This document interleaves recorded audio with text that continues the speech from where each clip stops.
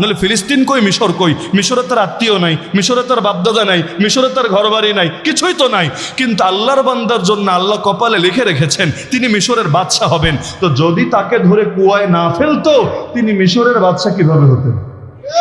وجعلناهم أئمة يهدون بأمرنا لما صبروا وكانوا بآياتنا يوقنون।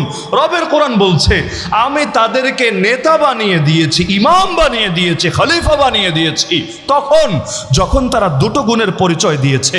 এক নম্বর গুণ হলো সবরের পরিচয় দিয়েছে, মন ভাঙে নাই, আল্লাহর ব্যাপারে নিরাশ হয় নাই।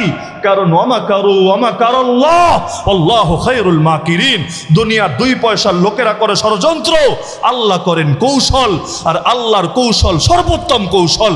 আল্লাহর কৌশল যখন আসে, বাতিলের ষড়যন্ত্র টিকতে পারে না এক মুহূর্তের জন্যেও। তো এখন আল্লাহ বলেন যখন বান্দারা সবরের পরিচয় দিয়েছে আর চূড়ান্ত বিপদে পড়েও আমার আয়াতের উপর ঈমান আর ইয়াকিন রেখেছে, আমি আল্লাহ ফলস্বরূপ তাদেরকে জাতির নেতা বানিয়ে দিয়েছি।